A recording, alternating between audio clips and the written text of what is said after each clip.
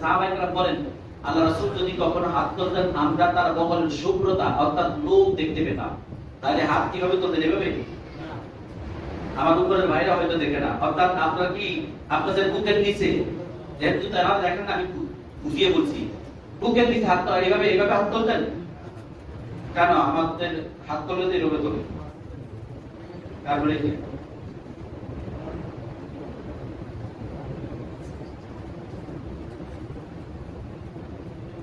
আমি ভুল বলছি? লাইলাতুল কদর খোঁজ করার ব্যাপারে আল্লাহ সুবহানাহু ওয়া তাআলা আমাদেরকে কোরআন দ্বারা নির্দেশ দিয়েছেন। নবীজি সাল্লাল্লাহু আলাইহি ওয়াসাল্লাম তার হাদিস স্বীকৃত বুখারী মুসলিমের হাদিস এসেছে, মুহাম্মদ রাসূলুল্লাহ সাল্লাল্লাহু আলাইহি ওয়াসাল্লাম বলেছেন, তোমরা রমাদানের শেষ দশকে বিশেষ করে বেজর রাতগুলোতে লাইলাতুল কদর খোঁজ করো। লাইলাতুল কদরের বিশেষত্ব কি? বান্দার সাথে আল্লাহ সুবহানাহু ওয়া তাআলা লাইলাতুল কদরের মধ্যে বিশেষত্ব কি? কারণ মানুষ তো সেখানেই যায় যেখানে কোনো কিছুর বিশেষত্ব রয়েছে।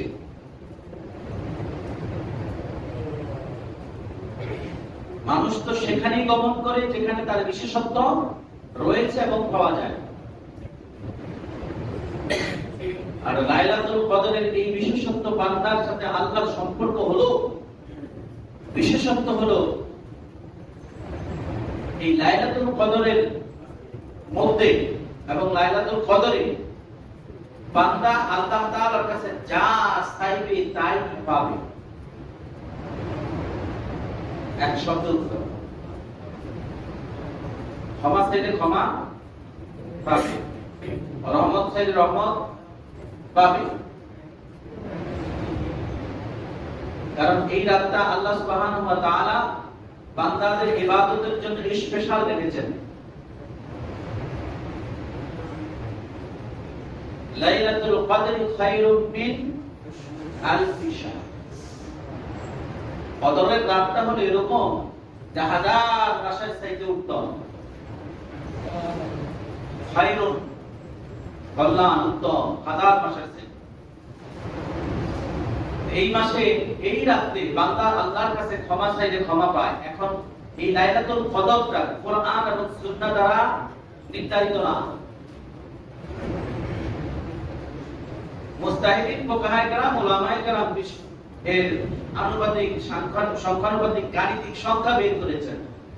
কেউ বলেন 27, কেউ বলেন কিন্তু নির্দিষ্ট করছে কেউ বলেন। এই কেউ শব্দটা কি নির্দিষ্ট? আপনার কাছে কি মনে হয় কেহ শব্দটা কি নির্দিষ্ট? যখন কেহ শব্দটা নির্দিষ্ট না, তাহলে আরো কেহ বলছেন। আমি বলছি না, তাফসীরে কথাগুলো আছে।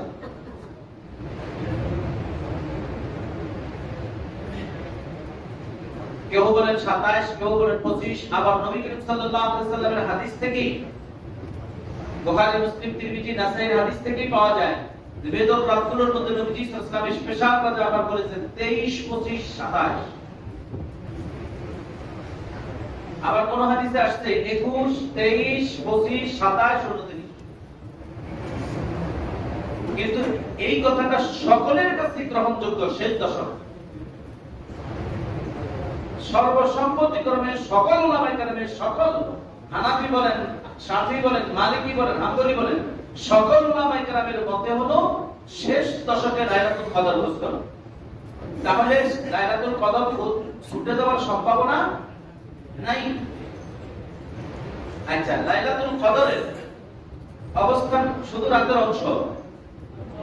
কিন্তু ইতিকাফের হাদিসগুলো দেখতে দেখা যায় যে রাত এবং দিন মিলে হবে ইতিকাফ।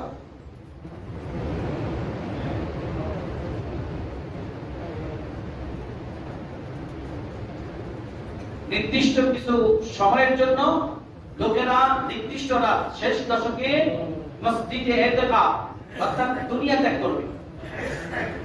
ইতিকাফ হলো কি করবে? দুনিয়া ত্যাগ করবে।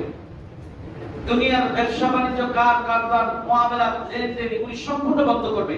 এই ইতিকাফের মাধ্যমে একমাত্র রবের সাথে তার মুআমালা গভীর সম্পর্ক হয়ে যাবে। কার সাথে গভীর সম্পর্ক করবে? ইতিকাফের মাধ্যমে। কার সাথে? আর ইতিকাফ এমন পাওয়ারফুল, লাইলাতুল কদর অনিবার্য। আর বান্দা রবের সাথে যখন একান্তে মিলে যাবে, বান্দা যা চাবে ফেরত আসবে না, পাবেই পাবে। তবে শিরককারী মুশরিককে মাফ করা হবে না।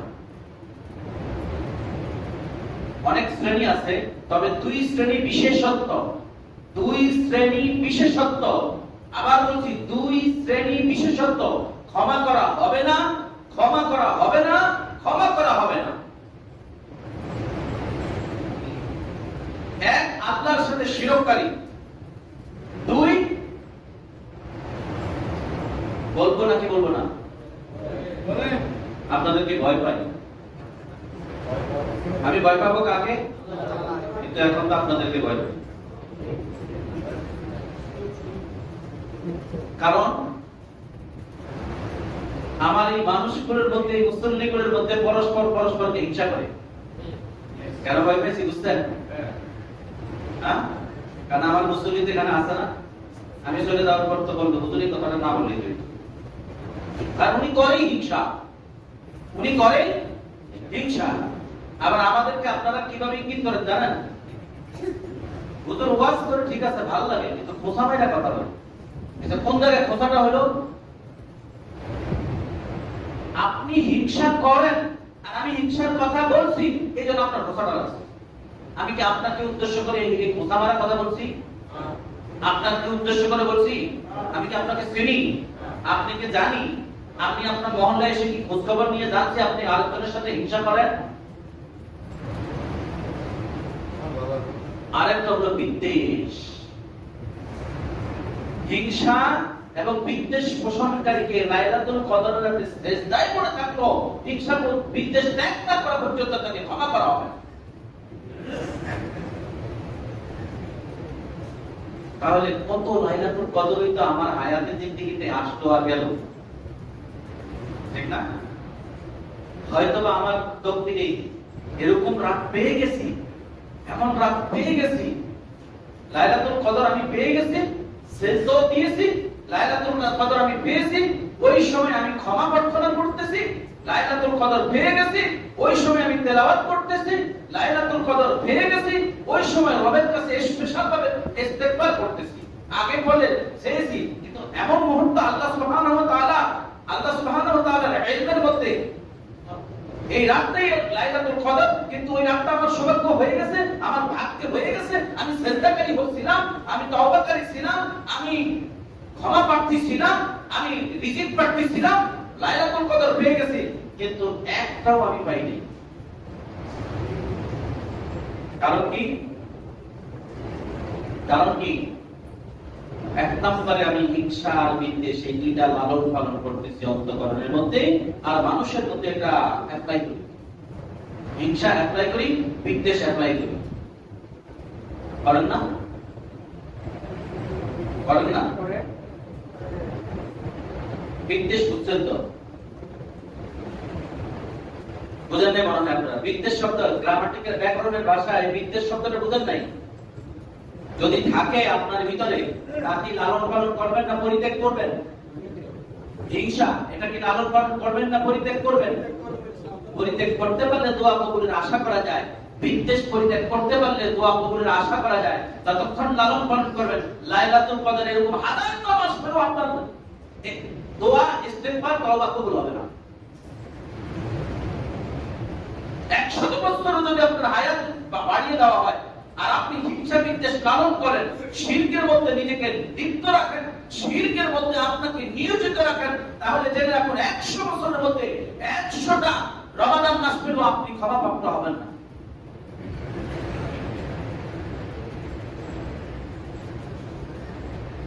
যার ফলে মুহাম্মদুর রাসূলুল্লাহ সাল্লাল্লাহু আলাইহি ওয়াসাল্লাম মিম্বারে উঠতেছিলেন, জিবরাইল আমিন এসে বললেন, ইয়া রাসূলুল্লাহ দাঁড়ান। আল্লাহ রাসূল মিম্বারে উঠতেছেন, আমার অবস্থায় দাঁড়িয়ে গেলেন। হাদিসটা তো জানেন আপনারা নাকি জানেন? হ্যাঁ, আবার পুনরাবৃত্তি করছে। মুহাম্মদ রাসূলুল্লাহ সাল্লাল্লাহু আলাইহি ওয়াসাল্লামকে জিবরাইল আমিন বলতেছেন, ইয়া রাসূলুল্লাহ, আমি আপনাকে যা বলবো আপনি আমার সাথে আমিন বলবেন। কি বলবেন? আমিন বলবেন। মুহাম্মদ রাসূলুল্লাহ সাল্লাল্লাহু আলাইহি ওয়াসাল্লাম জিবরাইলের কথায় সাড়া দিলেন, আচ্ছা আমি আমিন বলবো। ইয়া রাসূলুল্লাহ, একটি বিষয়, যে ব্যক্তি এক নম্বরে বললেন পিতামাতার কথা। কার কথা বলছেন? এমন সন্তান আছে এই রমাদান মাসটা 20টা রোজা পার করে দিয়েছে, বাপে খাইলো কিনা, মা খাইলো কিনা, খাবারটা পেয়েছে কিনা, নিজের স্ত্রী বাড়িতে আছে বা ঘরে আছে, তার মাকে খাবারটা, ইফতারিটা, সেহরিটা বা শরবতটা পৌঁছায় দিল কিনা খোঁজ খবর পর্যন্ত নেয় না। আছে না নাই?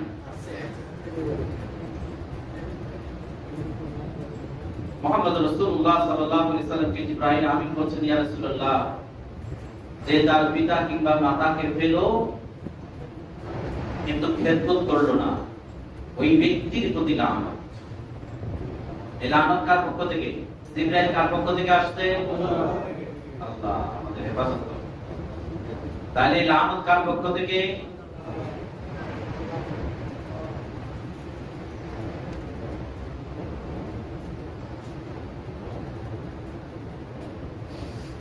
উলাইকা ইয়ালআনুহুমুল্লাহু ওয়া ইয়ালআনুহুমুল লাঈনুন। সূরা বাকারা এই আয়াতগুলো পড়বেন। কারা লানত প্রাপ্ত? তাদেরকে আল্লাহ, ফেরেশতারা, অন্যান্য মানুষ লানত করে।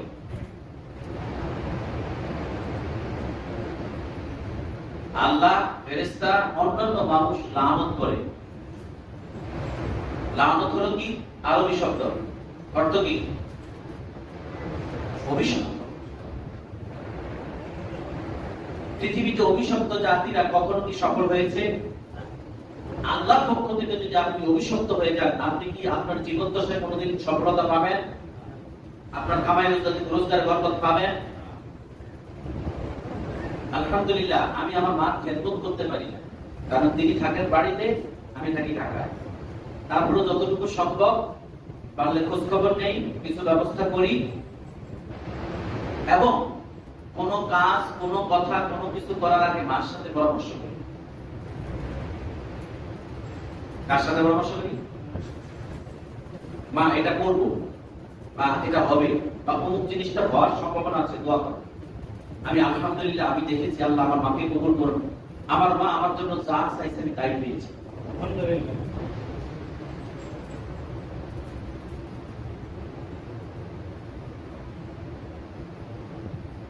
আল্লাহ আমার মাকে কবুল করুন। সম্মানিত হাজিরিন, বলছিলাম মুহাম্মদ রাসূলুল্লাহ সাল্লাল্লাহু আলাইহি ওয়াসাল্লাম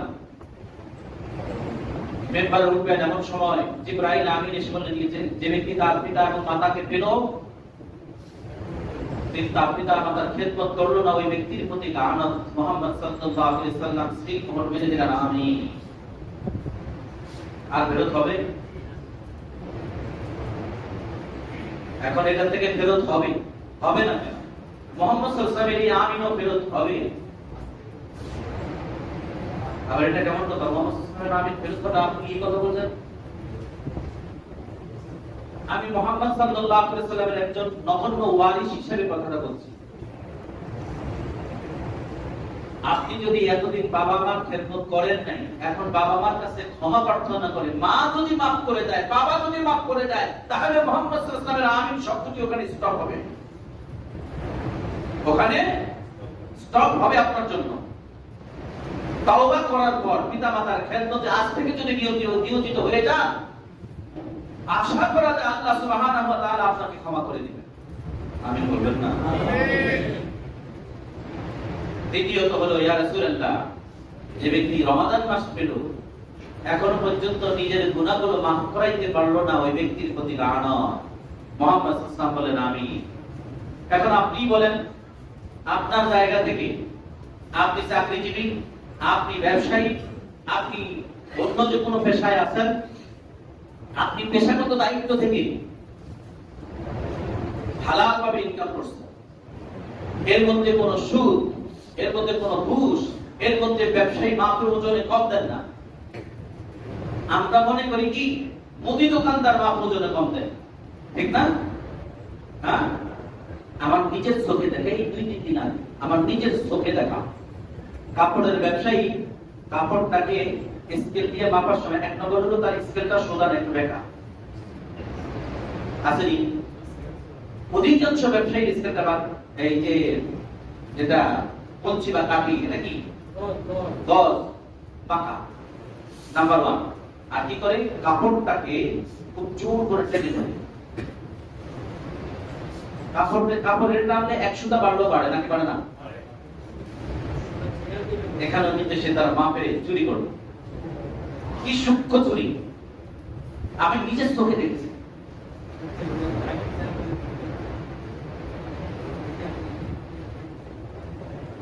এই রমাদান মাস সেও কিন্তু এই ব্যবসা করে এখান থেকে টাকা নিয়ে আবার ইফতারের জন্য খরচ করে না? ব্যবসায়ী খরচ করেছে। আপনারা এখানে ব্যবসায়ীরা আছেন, রাগ করবেন না।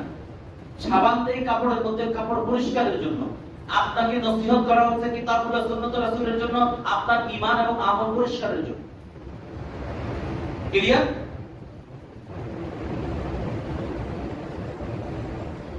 কাপড় পরিষ্কারের জন্য সাবান ব্যবহার করেন।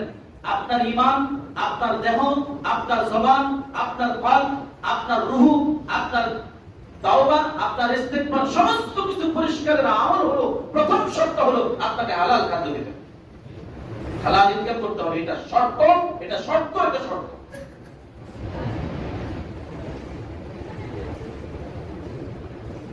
সম্মানিত হাজিরিন, রমাদান মাস পেলাম, ইন্না আনসালনাহু ফি লাইলাতিন মুবারাকাহ। এই লাইলাতুল কদরকেই মুবারকময় রাত বলা হয়েছে। কোন ইকরিমা রাহমাতুল্লাহ আলাইহি তিনি বলেন মুবারক রাত বলতে শাবানের রাতকে বোঝানো হয়েছে। আরো ব্যাখ্যা বিশ্লেষণের বিষয় রয়েছে। এরপর আল্লাহ বলেন ইন্না কুন্না মুনজিরিন। আল্লাহ বলেন এই যে আমি আপনাদেরকে যে একটু আগে বললাম যে সাবানের স্বভাব হলো সাবান ব্যবহার করা হয় কাপড় পরিষ্কারের জন্য, আর আমি আপনাকে নসিহত করছি ঈমান ও আমলকে পরিষ্কার করার জন্য। আর আল্লাহ বলেন ইন্না কুন্না মুনজিরিন। এই কথাটা কি আমাকে বলছেন আপনাদেরকে?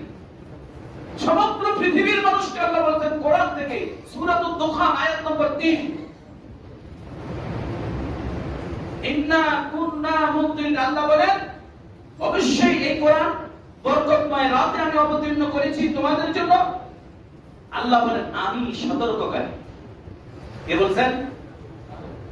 কিসের থেকে আপনাকে সতর্ক করবেন? এই আয়াতের ব্যাখ্যা হলো তাফসীরে মাযহারিতে 1 নম্বর আপনাকে শিরক থেকে আল্লাহ সতর্ক করছেন।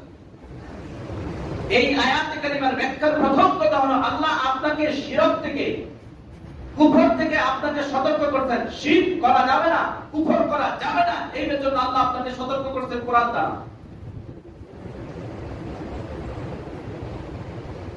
কেন সতর্ক করছেন? তার পরের কথায় আল্লাহ আবার আপনাকে উত্তর দিচ্ছেন ফিহা ইউফরাক, ফিহা ইউফরাকু কুল্লু আমরিন হাকিম। আল্লাহ বলেন এই রাতেই প্রত্যেক গুরুত্বপূর্ণ বিষয়ে স্থিরীকৃত হয়, অর্থাৎ নির্ধারিত হয়। কোন রাতে? লাইলাতুল কদরের রাতে। কোন রাতে? লাইলাতুল কদরের রাতে। এই কোরআনের কথাগুলো কি মানুষের হেদায়েতের জন্য, নাকি এই গাছপালা কীট পতঙ্গ প্রাণী অন্য ওই যে চতুষ্পাদ জন্তুদের জন্য? কাদের জন্য?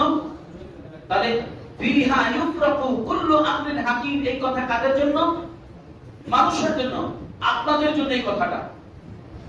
আল্লাহ বলেন এই রাতেই প্রত্যেক গুরুত্বপূর্ণ বিষয় স্থিরীকৃত হয়, নির্ধারণ করা হয় আপনার জন্য।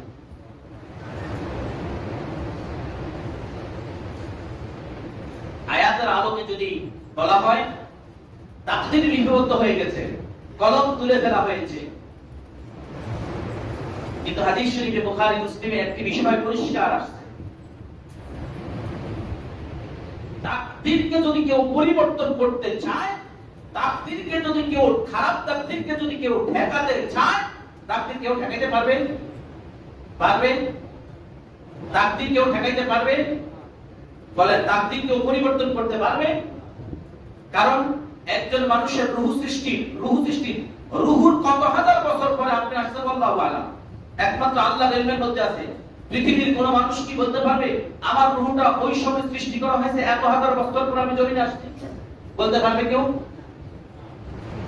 রূহ সৃষ্টির 50,000 বছর পূর্বের কথা তাফসীর গ্রন্থে এসেছে।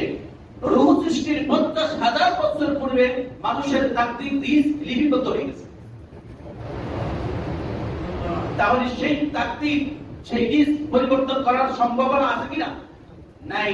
কিন্তু হাদিসে আসছে মুহাম্মদ রাসূলুল্লাহ সাল্লাল্লাহু আলাইহি ওয়াসাল্লাম বলেন তাকদীরকে ঠেকাতে পারে, তাকদীরকে পরিবর্তন করতে পারে একমাত্র বান্দা তার রবের কাছে একনিষ্ঠভাবে দোয়া। এজন্যই আপনি দোয়া করতে ক্লান্ত হয়ে যান, কিন্তু আল্লাহ আপনার দোয়া শুনতে ক্লান্ত হবেন না। তাই দোয়া করবেন কিভাবে? অলস ভাবে নাকি স্ট্রং ভাবে? ইমানদারি স্ট্রং ভাবে দোয়া প্রার্থনা করবে, আর অলস দুর্বল দোয়া করবে, ঠোঁট নড়বে না, জিহ্বা নড়বে না। আর এই যে হাত তোলার দখল দেখেন, হাদিসে আসছে বান্দা যখন আল্লাহর কাছে হাত তোলে তখন আল্লাহর লজ্জা হয় ওই হাত খালি ফিরিয়ে দিতে। সুবহানাল্লাহ। বান্দা যখন আল্লাহর কাছে দু হাত তুলে স্বয়ং আল্লাহর ইজ্জত, আল্লাহর লজ্জা হয় ওই বান্দার হাত খালি ফিরিয়ে দিতে। কত বড় মর্যাদা আপনার দুইটা হাত! চিন্তা করেন তো, যে আল্লাহর লজ্জা হয় আপনার হাত খালি ফিরিয়ে দিতে। আপনার হাত আল্লাহ সুবহানাহু ওয়া তাআলার কাছে কতটা ইজ্জতপূর্ণ, যে আল্লাহ আপনার দুইটা হাতকে এতটা সম্মান আর ইজ্জত দিলেন, সে আল্লাহকে আপনি ভুলে গেলেন, সে আল্লাহকে আপনি চিনলেন না, সে আল্লাহর গোলামি থেকে আপনি নিজেকে মাহরুম রাখেন। এবার হাত তুলবেন, হাত তোলার ধরন কিভাবে? মুহাম্মদুর রাসূল, বুখারী মুসলিমের হাদিসে আসছে মুহাম্মদুর রাসূল সাল্লাল্লাহু আলাইহি ওয়াসাল্লাম হাত তুলতেন। সাহাবায়ে কেরাম বলেন আল্লাহ রাসূল যদি কখনো হাত তুলতেন আমরা তার বগলের শুভ্রতা অর্থাৎ লোম দেখতে পেতাম। তাহলে হাত কিভাবে তুলতেন? এভাবে? আমার উপরের ভাইরা হয়তো দেখে না। অর্থাৎ আপনারা কি আপনাদের বুকের নিচে যেহেতু তারা দেখেন না, আমি বুঝিয়ে বলছি, বুকের নিচে হাত তো এইভাবে হাত তুলতেন কেন? আমাদের হাত তুললে তো এইভাবে তোলে। তারপরে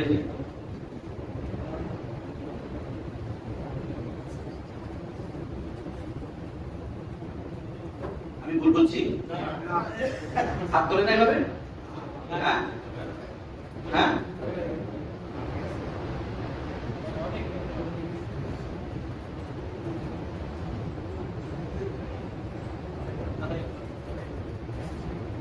এই যে হাত তুলছে, আপনার হাতের তালু থাকবে রবের দিকে, তা থাকবে অন্তত সিনা বরাবর। হাদিসে আসছে নবীজি সাল্লাল্লাহু আলাইহি ওয়াসাল্লামের হাত সিনার উপরে উঠে যেতেন। হ্যাঁ, এবার আসেন, আপনি যদি আপনার রবের কাছে তাৎক্ষণিক ফলাফল চান তাহলে হাত উঁচু হয়ে যাবে মাথার উপরে। আপনি একটা জিনিস চাচ্ছেন রবের কাছে, তাৎক্ষণিক চাচ্ছেন, তাৎক্ষণিক, কারণ আপনার তাৎক্ষণিক প্রয়োজন। এই জন্য রবের কাছে হাত উঠবে এইভাবে। বুঝাইতে পারছি? হ্যাঁ, হাত উঁচু করে। আর যদি একটু বিলম্বে কিন্তু দোয়া কবুল হবে তখন এই সিনাটার উপরে হাত ধরবে এবং হাত সামনের দিকে প্রসারিত থাকবে। হাত সামনের দিকে প্রসারিত থাকবে। মুহাম্মদ সাল্লাল্লাহু আলাইহি ওয়াসাল্লাম দোয়া করতেন হাত প্রসারিত করে। হাতকে প্রসারিত, হাত প্রসারিত বলতে এই সিনা থেকে হাতের তালু প্রসারিত, হাতও সামনের দিকে প্রসারিত এবং উপরে এইটাকে প্রসারিত বলে, এইটাকে প্রসারিত বলে, এইটা প্রসারিত না, এবং এইভাবে প্রসারিত, দুই হাতকে মিলিত করে। ভাই বুঝতে পেরেছেন? আর ভবিষ্যতে কখনো এই ক্রিয়া করবেন না। জুম্মার দিন আমার মুসল্লিরা তো হাতে একটু ধরে, তো দুই একজন মাঝে মধ্যে একটু চলে যখন যাইতে লই, আমি তো যাবার তখন মুনাজাত করি, তখন তো দেখি না, কিন্তু যখন চলে যেতে নেই তখন দুই একজনকে যদি দেখি যে একটু নামাজ পড়তে মুনাজাত করছে তখন এরকম ধরে, দুই একজনকে দেখি। আজকে এক ভাইকে একটা ভুল করতে দেখলাম, নিশ্চয়ই তিনি হয়তো নিচের মসজিদে আছেন, তিনি ওযু করছেন বা যেই করছেন, ওনার জামা পাক বা না পাক আছে জানি না, তিনি ওযুখানায় গিয়ে তিনি গলটা ছেড়ে হাতের এই আঙ্গুলগুলো ভিজিয়ে থাকতেন, যেটা এইভাবে ধুইলেন। কেন দিয়েছেন আল্লাহু আকবার, আমি জানি না। এখন হয়তোবা সেখানে ময়লাও থাকতে পারে, অথবা এই ডাউট যে কাপড়ের কিছু অংশ ধোয়া, যে নাপাকি আশঙ্কা থাকলে একটু কাপড়ের কিছু অংশ ধোয়া।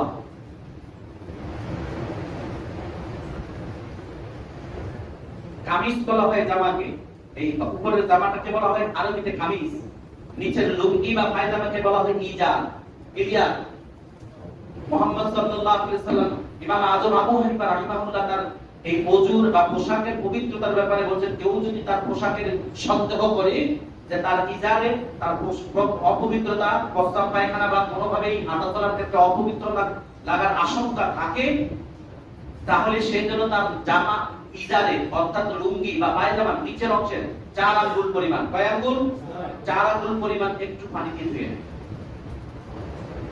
অতএব যিনি করেছেন আমি জানি না উনি এটা কি মাসালাগত ভাবে করেছেন নাকি একটু এমনি ধুয়েছেন, আল্লাহু আ'লাম, আল্লাহ ভালো জানেন।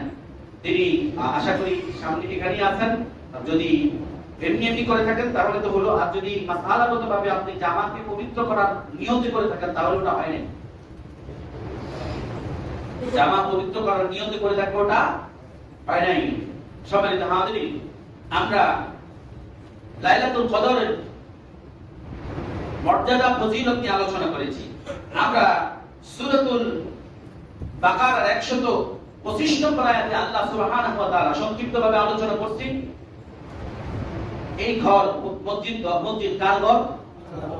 আল্লাহ তাআলা তার একটা ঘর বাইতুল্লাহকে দিয়ে পৃথিবীর সমস্ত মসজিদগুলোকে ইঙ্গিত করে বুঝিয়ে দিয়েছেন সমগ্র মানব জাতিকে। এইবার আসেন, আপনারা যারা কমিটির দায়িত্বে আসছেন, আমার কথা নাই, কোরআন বলছে। কিভাবে বলছে? আপনি ওই জায়গা আসীন হয়েছেন, আমি বলছি না, কোরআন বলছে। আপনি এখন উত্তর পাবেন। আসুন, ইব্রাহিম আলাইহিস সালাম এবং ইসমাঈল আলাইহিস সালাম কাবা ঘরের দায়িত্বে ছিলেন না? তাহলে মসজিদের দায়িত্বে কে? কমিটি। মসজিদের দায়িত্বে কে? কমিটি। তাহলে ইব্রাহিম আলাইহিস সালাম এবং ইসমাঈল আলাইহিস সালামকে আল্লাহ তাআলা অঙ্গীকার নিয়েছেন, ওয়াদা নিয়েছেন। তাই মসজিদের কমিটিতে আপনি এই মসজিদে হোক, অন্য মহল্লার হোক, নিজের বাড়ির মসজিদের দায়িত্বশীল হন। এটা আপনার জন্য, নসিহত এটা আপনার জন্য। এবং যারা বর্তমানে আলহামদুলিল্লাহ এখানে কমিটিকে দায়িত্ব আনা যায় না, আলহামদুলিল্লাহ এটা অনেক ভালো একটা কল্যাণকর। কারণ দায়িত্ব এত বড় দায়িত্ব, অনেকে আছেন দায়িত্ব নেওয়ার জন্য এটা আমাকে দিতে হবে, এটা আমাকে দিতে হবে, এটা আমি নিব।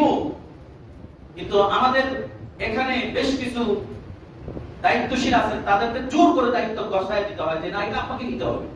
আছে না নাই? হ্যাঁ, তাদেরকে দায়িত্ব বসায় দেওয়া হয়েছে। আল্লাহ তাদেরকে সাহায্য করুন। এবং আমার কথা নয়, সূরাতুশ শুরা, সূরাতুশ শুরা, এই শুরা শব্দের মধ্যে সূরা, যেই সূরাটা, এই সূরার আয়াতের মধ্যে কোন একটা আয়াতের মধ্যে এই মুহূর্তে আমার স্মরণে আসছে না, বলা হয়েছে যাকে দায়িত্ব অর্পণ করা হয় সে দায়িত্ব নেয় না। বুঝেন কিন্তু কথা, যে দায়িত্ব নেয় না তাকে দায়িত্ব অর্পণ করা হয়, গছিয়ে দেওয়া হয়, আল্লাহ তাকে সাহায্য করে। আর যে নিজ থেকে দায়িত্ব নেয়, কেড়ে নেয়, আল্লাহ তাকে সাহায্য করে।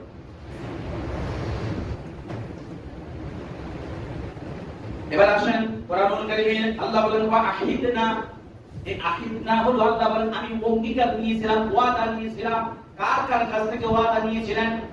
এখন যারা মসজিদের দায়িত্বে আছেন বা আসবেন ভবিষ্যতে, সকলের জন্য যখনই আপনি দায়িত্বে আসবেন, আপনি নিজেই নিজে কোরআনের এই আয়াতের আলোকে অঙ্গীকার করেই আপনি মসজিদের দায়িত্বশীল হয়ে আসছেন। অতএব আপনার দায়িত্ব আছে না নাই?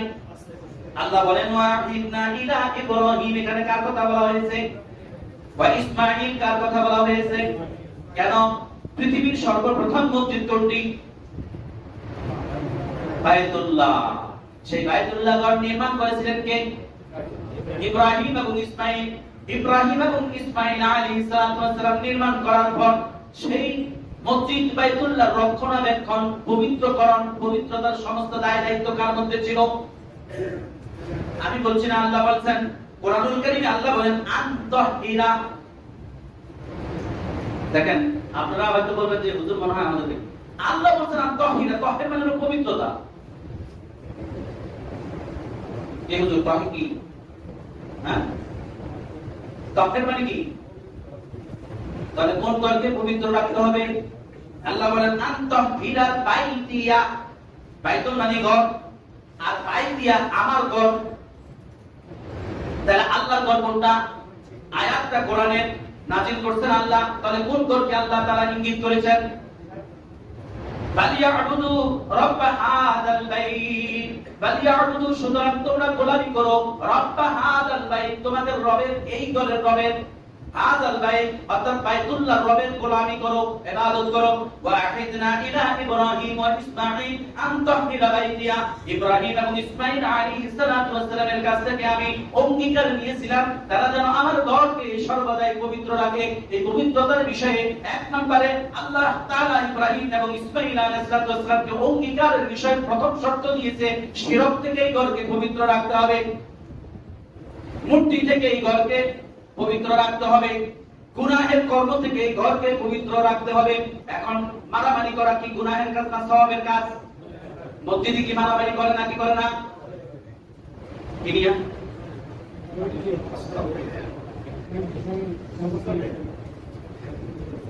এখন আপনি বলেন আমি কি এই কথাগুলোকে আমি আমার বাপের ঘর থেকে না নিজে বানিয়েছি? আল্লাহ বলেন আন-তাহিরা বাইতিয়া, অতএব তোমাদেরকে যেই বিষয়গুলো বলা হয়েছে এই বিষয়গুলোর ব্যাপারে তোমাদের এই ঘরকে পবিত্র রাখবে। এখন এই মসজিদের যারা ইমাম আছে, মুয়াজ্জিন আছে, খাদেম আছে, কমিটি আছে, মুসল্লি আছে, কারোর জন্য কি এখানে আলাদা বলা যায় না? সমষ্টিগতভাবে সকলে, কারণ এই কোরআন আয়াতের নসিহত কি এক শ্রেণীর না সকলের জন্য? অতএব এই ঘরকে পবিত্র রাখা সকলের উপর সমভাবে দায়িত্ব। ইমাম তার দায়িত্বের জায়গা থেকে পবিত্র রাখবে, মুয়াজ্জিন তার দায়িত্ব থেকে তার যেইটুকু দায়িত্ব সেই জায়গা থেকে পবিত্র রাখবে, খাদেম তার জায়গা থেকে পবিত্র রাখবে, কমিটির দায়িত্বে যে যে দায়িত্ব আছে এশিয়া তার ক্যাশের ব্যাপারে পবিত্রতা অর্জন, পবিত্রতা রক্ষা করবে। শেষে আমরা রাগ করেন না, কারণ লেখনী লিখতে গিয়ে 105 টাকার জায়গা ভুলে 160 টাকা হয়ে গেছে, 1 টাকা কিন্তু কেশিয়ার হিসাবের মধ্যে ভুল হয়ে গেছে। আল্লাহ তাকে হেফাজত করুন। ভুল হয় না? হয় না? আল্লাহ তাকে হেফাজত করুন, আল্লাহ তাকে মাফ করুন। এইভাবে পবিত্রতার বিষয়টা দেখেন। আন-তাহিরা বাইতিয়া, অতএব আল্লাহ বলেন তোমরা আমার এই ঘরকে পবিত্র রাখবে। আর কেন রাখবে? কেন রাখবে?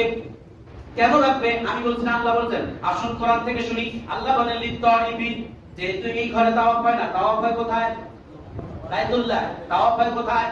পৃথিবীর একটা ঘরে বাইতুল্লাহ তাওয়াফ হয়। অতএব তাওয়াফকারীদের জন্য তুমি এই ঘরকে পবিত্র রাখবে। আর কিসের জন্য পবিত্র রাখবে? ওয়াল আকিফিন, ইতিকাফকারীদের জন্য তোমরা এই ঘরকে পবিত্র রাখবে।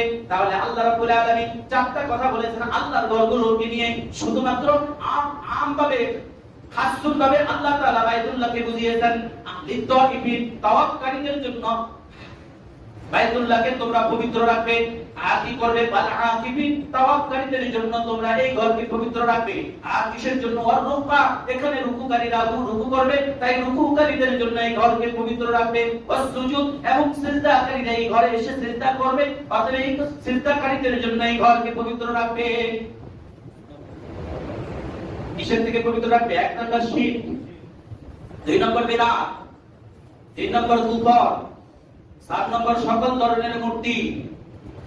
মসজিদের ব্যানার ছবি লাগিয়ে যদি সেখানে ঢুকানো হয়, তাহলে মসজিদে মূর্তি ঢুকাইলো নাকি ঢুকাইলো না? যদি আমি কথা ভুল বলে থাকি আপনারা তাফসীরে তাবারী, যেহেতু আরবিতে এটা আপনারা পাবেন না, আপনারা যেটা সহজ ভাষায় পাবেন, তাফসীরে মারিফুল কোরআন, তাফসীরে মাযহাবী, তাফসীর ইবনে কাসির অনুবাদ করা হয়েছে। সম্ভবত তাফসীরে তাবারীও অনুবাদ করা হয়েছে সূরা বাকারা। হ্যাঁ, তাফসীরে তাবারী সূরা বাকারার 125 নম্বর আয়াতে অনুবাদ করা হয়েছে। এবং তাফসীরে তাবারীতে সবচেয়ে বেশি হাদিসের সনদ সহকারে আপনারা এই আয়াতের তাফসীর পাবেন। সূরা বাকারা এবং সূরা আলে ইমরানের কিছু অংশ করা হয়েছে, সূরা বাকারা পুরো অংশ করা হয়েছে তাফসীরে তাবারীতে। এবং তাফসীরে তাবারীতে সকল হাদিস গ্রন্থগুলো দেওয়া আছে, যে তাফসীরে তাবারী থেকে ইবনে কাসিরের রেফারেন্স নেওয়া হয়েছে, মাযহারিতে রেফারেন্স নেওয়া হয়েছে। তাই আপনি চলে যাবেন সরাসরি তাফসীরে তাবারীতে অনুবাদ সহ। আর যদি না পান, আপনার কাছে যেটা মাযহারি আছে, মারিফুল কোরআন আছে, অথবা ইবনে কাসির আছে, সেখানে আপনি অনুসন্ধান করবেন এই আয়াতের সূরাতুল বাকারা 125 নম্বর আয়াত শেষ অংশে ওয়া আ'ইন্না ইলা ইব্রাহিম ওয়া ইসমাঈল আন তাহহিরা বাইতিয়া লিত-তাইবিন ওয়াল আকিফিন ওয়া রুকআইস সুজুদ। অর্থাৎ তাওয়াক্কালীদের জন্য, ইতিকাফকারীদের জন্য, রুকুকারীদের জন্য, সিজদাকারীদের জন্য এই ঘরকে পবিত্র রাখতে হবে। এবং এই জন্যই ফুকাহায়ে কেরাম, উলামায়ে কেরামদের মধ্যে একাংশ বলছেন যে এই মহল্লার মসজিদে ইতিকাফে অন্তত কেউ একজন বসতে হবে। যদি ইতিকাফে না বসে তাহলে সে সুন্নাতে মুআক্কাদা পরিত্যাগ করার জন্য গুনাহগার হবে। এটা ওয়াজিব না, সুন্নাতে মুআক্কাদা। আপনারা তো অনেক সময় সুন্নাতে মুআক্কাদা ছেড়ে দেন।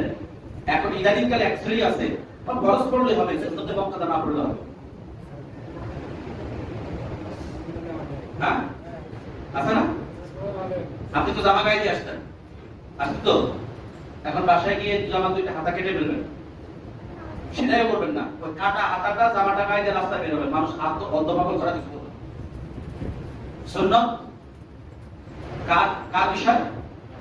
রাসূল সাল্লাল্লাহু আলাইহি ওয়াসাল্লাম। সুন্নাত কি?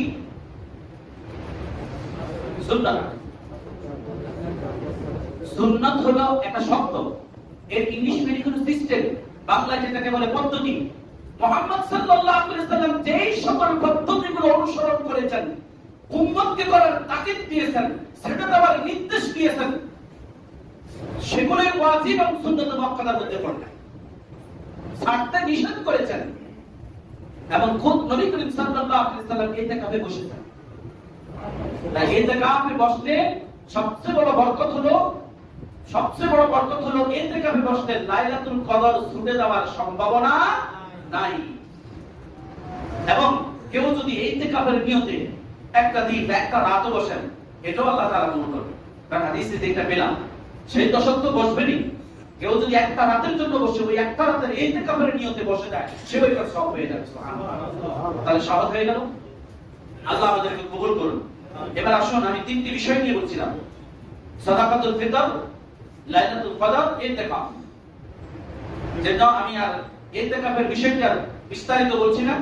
সাদাকাতুল ফিতর আগামী জুমাও আলোচনা করা যাবে। তারপরে বলে দেই, সাদাকাতুল ফিতরের বিষয়টি হলো আমরা এখন সব কিছু টাকার মধ্যে চলে গেছি। জাকাতের অর্থটাও টাকা দিয়ে দেই, সাদাকাতুল ফিতরও টাকা দিয়ে দেই। আচ্ছা, রাসূল সাল্লাল্লাহু আলাইহি ওয়াসাল্লামের সময় খাদ্যপণ্য এবং মুদ্রা ছিল কি ছিল না? ছিল। স্বর্ণ মুদ্রা ছিল, রৌপ্য মুদ্রা ছিল, তাম্র মুদ্রা ছিল, লৌহ মুদ্রা ছিল। স্বর্ণ মুদ্রা দ্বারা বেচা কিনা হতো। বলেটা কি? যদি রাসূল সাল্লাল্লাহু আলাইহি ওয়াসাল্লামের কাছে কেউ বিবাহের প্রস্তাব নিয়ে আসতো, জিজ্ঞেস করতেন তোমার কাছে কি স্বর্ণের কোন টুকরা আছে? তিনি বলতেন নাই। তাহলে কি তোমার কাছে রূপের কোন অংশ আছে? রাসূলুল্লাহ নাই। তাহলে কি তোমার কাছে একটি লোহার আংটি আছে বা তামার আংটি আছে? রাসূলুল্লাহ নাই। তাহলে কি তোমার কাছে লোহার একটা আংটি আছে? রাসূলুল্লাহ নাই। তাহলে তোমার কাছে কি কোরআনের কোন অংশ আছে? রাসূলুল্লাহ, কোরআনের অমুক সূরাগুলো আমি পারি, কোরআনের এই আয়াতগুলো আমি পারি। তখন আল্লাহ নবী সাল্লাল্লাহু আলাইহি ওয়াসাল্লাম ওই নারীকে বলতেন, তার ভিতরে কোরআনের যে অংশটুকু আছে, এই অংশটাই তোমার দেনমোহর হিসেবে তোমাকে তার কাছে অর্পণ করলাম। একজন পৃথিবীতে বর্তমানে বাবা দেখান কোরআনের অংশের বিনিময়ে কেউ তার মেয়েকে দিয়ে দিয়েছে, কিন্তু মুহাম্মদ সাল্লাল্লাহু আলাইহি ওয়াসাল্লাম তো দিয়েছেন। আপনি প্রত্যাখ্যান করলেন, কোন সাহস? আপনাকে এটা দিল কি? হ্যাঁ, একজন দিয়েছে, তারা দেখা যায় না। কে দিয়েছে? এই প্লিজ না, এটা করা যাবে না। আর ধরো 10 লাখ টাকা ধরো, 20 লাখ টাকা ধরো, 25 লাখ, 30 লাখ, 1 কোটি টাকা ধরো। 50 লাখ টাকার বিয়ে পড়াইছি, 25 লাখ টাকার বিয়ে পড়াইছি। এখান থেকে এর আগেও বলছিলাম, 25 লাখ টাকার বিয়ে পড়াইছি, সেই ছেলেটারও কোম্পানি নেই। কি দিবে?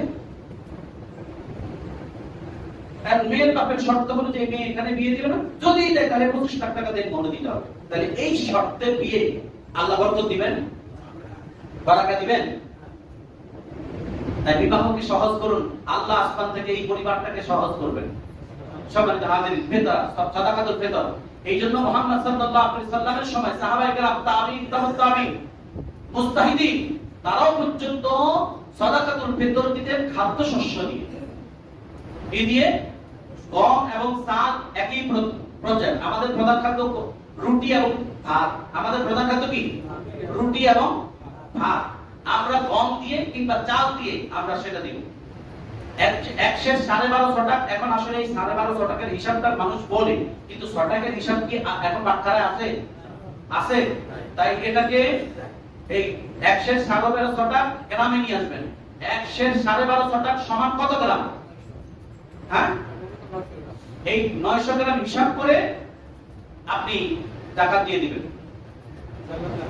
বেতন দিয়ে দিবেন। কি দিবেন? বেতন দিয়ে দিবেন। জনপ্রতি যে একসা বা অর্ধসা যেটা সংখ্যা, যেটা এখন আমি আপনাদেরকে কাউন্ট দিতে পারবো না, তাই সাদাকাতুল ফিতরটা আপনারা খাদ্যশস্য দিয়ে দিবেন। যেমন কাউকে আপনি চাল দিয়ে দিবেন, অথবা খেজুর কিনে দিবেন, অথবা কিশমিশ কিনে দিবেন। পরবর্তীতে ওলামায়ে কেরাম থেকে বা মুফতিদের কাছ থেকে এই ব্যাপারে বিস্তারিত জেনে নেবেন। আল্লাহ সুবহানাহু ওয়া তাআলা আমাদের সকলকে সাদাকাতুল ফিতরের ব্যাপারে আল্লাহ যেভাবে পছন্দ করেন, আল্লাহ আমাদের ইলমের মধ্যে, আমাদের জ্ঞানের মধ্যে আল্লাহ আমাদের সহজ করে দিন। আমরা যেন সেই সহজভাবে আমাদের সাদাকাতুল ফিতর আদায় করতে পারি, ইতিকাফে আমরা কিছু সময় দিতে পারি এবং আমাদের লাইলাতুল কদর যেন আমরা পাই। আল্লাহ তাআলার কাছে আমরা প্রার্থনা করব।